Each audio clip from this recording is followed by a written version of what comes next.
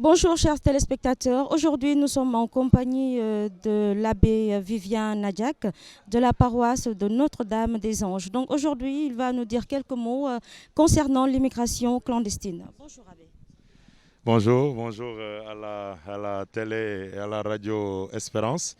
Voilà, c'est avec joie que je m'exprime sur l'immigration clandestine. Alors déjà quand on entend l'appellation immigration clandestine, clandestinement, voilà, ça ne passe pas, c'est pas ce qu'il faut, n'est-ce pas?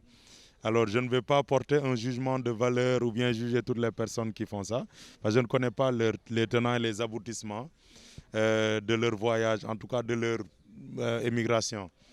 Mais je reste sûr que quand même, normalement, c'est de passer par les voies les plus autorisées pour pouvoir accéder quand même à un pays.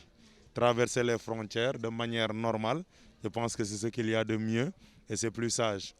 Ensuite, quand on considère justement la dangerosité de cette traversée maritime-là, on se pose quand même des questions et on se dit, mais est-ce qu'on ne ferait pas mieux de passer encore une fois par les voies les plus normales pour accéder à d'autres pays afin de trouver justement ce dont on a besoin dans ces pays-là?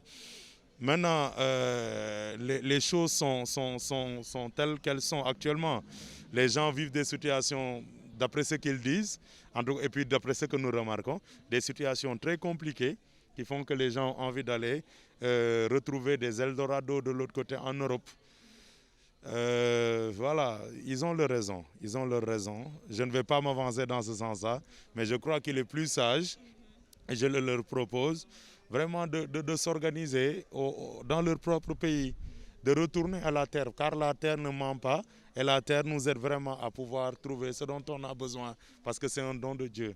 Alors revenons à de meilleurs sentiments et dans la même perspective, nous invitons, ou bien j'invite plutôt l'État à peut-être prendre beaucoup plus d'engagement vis-à-vis des emplois par rapport au chômage. Ça aiderait, je pense, beaucoup, n'est-ce pas? Même si je ne suis pas d'avis qu'il faut tout attendre de l'État. Voilà, je le dis ici, je ne suis pas d'avis qu'il faut tout attendre de l'État, parce que l'État aussi se trouve par moments très pauvre, il n'a pas tout. L'État ne peut pas gérer tous les citoyens de A à Z. Donc vous prônez l'entrepreneuriat. Oui, là, moi je prône l'entrepreneuriat à travers même l'agriculture, qu'on retourne à ça. Que les gens, par exemple, il y a des exemples multiformes. Aujourd'hui, il y a beaucoup de gens qui sont dans leur village et qui s'épanouissent. Qui s'épanouissent parce qu'à la fin de leur récolte, ils ont de quoi gérer pendant toute l'année et ils vont s'occuper d'autres choses pendant la période sèche.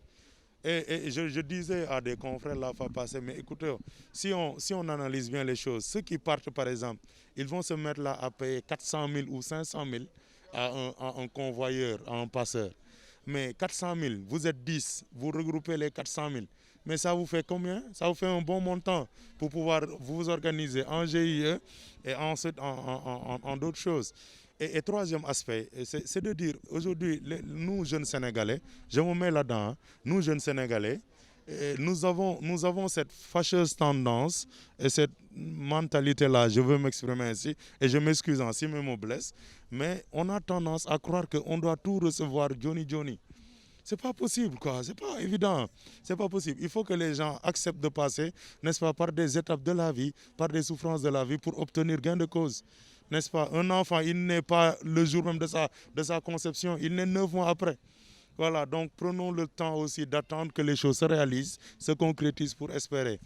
Et en définitive, pour dire que je ne suis pas d'accord sur le fait que, par exemple, qu'il y ait toutes ces personnes-là qui soient envoyées par leur famille aussi. Donc il y a une part de responsabilité de la famille. De responsabilité. S'il est vrai que c'est des familles qui les envoient, n'est-ce pas, qui leur donnent l'argent, mais je pense qu'il y a quand même matière à réfléchir et leur demander de revoir cette manière de faire là.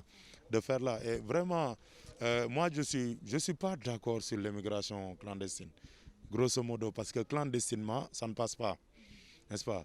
Encore que je peux comprendre des raisons qui font que quelqu'un puisse chercher à aller en Europe, mais je lui propose de passer par les voies normales. Et si les voies normales ne passent pas, n'est-ce pas, il n'a qu'à se gérer au pays. au pays et travailler au pays. Aujourd'hui, on est en train d'enrichir des passeurs, des gens qui vont se retrouver avec des milliers et milliers. Regardez ces enfants qui meurent comme ça à 14 ans. C'était l'avenir de toute une famille, de tout un peuple aussi. Donc moi, franchement, je respecte et puis vraiment, je m'incline devant la mémoire de tous ceux qui sont décédés à travers dans l'eau, dans l'océan, à cause de l'immigration clandestine. Je m'incline devant eux et je demande au Seigneur qu'il leur accorde le repos de leurs âmes. Voilà. Et puis bon, à nous autres qui sommes encore là, qui sommes conscients, puissions-nous reprendre les choses en main et éviter, avec l'aide de l'État, que nous puissions arriver à des situations irréparables comme celles qu'on vient de connaître. Merci beaucoup, Abbé.